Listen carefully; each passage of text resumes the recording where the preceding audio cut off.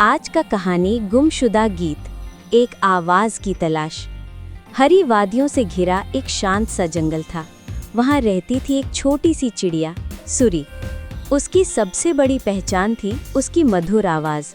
जब भी सुबह सूरज उगता, सुरी गाना शुरू करती तो पूरा जंगल मुस्कुराने लगता।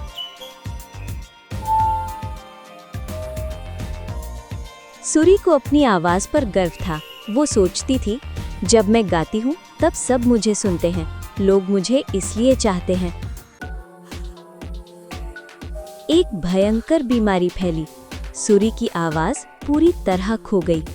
अब वो गाना चाहती, लेकिन उसके मुंह से आवाज ही नहीं निकलती। जंगल में कोई उसे नोटिस नहीं करता, कोई उसकी तरफ देखता भी नहीं। वो चुपचाप एक सूखी डाल पर बैठ जाती। शायद अब मैं किसी काम की नहीं। दिन बीतते गए। अब सुबह की सरगम बिना उसके ही शुरू हो जाती। जंगल में हल्की उदासी थी, लेकिन किसी को कारण समझ न आता। सुरी ने सोचा, जब मेरी आवाज ही नहीं तो मैं यहाँ क्यों? वो रोती हुई जंगल छोड़ने लगी। रास्ते में उसे एक बुजुर्ग चिड़िया मिली, चोटिल और उड़ने में असमर्थ। बूढ़ी चिड़िया ने धीरे से कहा, तुम उदास क्यों हो बेटी? सुरी ने कहा, क्योंकि अब मेरी आवाज नहीं रही।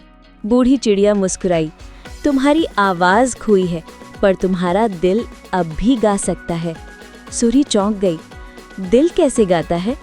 बूढ़ी चिड़िया ने जवाब दिया, जब तुम किसी के लिए खुशी बनती हो, वही तुम्हारा गीत होता है। सुरी ने उस चिड़िया की मदद की, उसे खाना ला कर दिया, गरम पत्तों से उसका घोंसला ठीक किया। धीरे धीरे बूढ़ी चिड़िया का दर्द कम होने लगा। एक सुबह बूढ़ी चिड़िया बोली, तुम्हारी वजह से मैंने फिर से जीना चाहा है, ये तुम्हारा गीत है। सुरी के दिल में जैसे कोई सुर फिर जाग उठा। उसने मुस्कुराकर आसमान की ओर देखा और तभी एक हल्की सी मीठी आवाज उसके गले से निकली।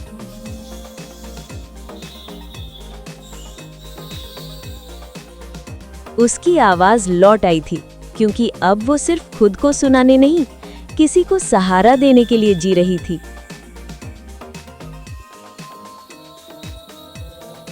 सीख, आवाज से नहीं, दिल से निकला गीत सबसे खूबसूरत होता है। जो दूसरों के आंसू पहुंचे, उसकी पहचान कभी नहीं खोती।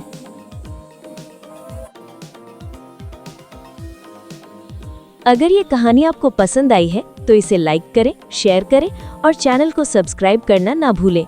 मिलते हैं नई वीडियो में। धन्यवाद।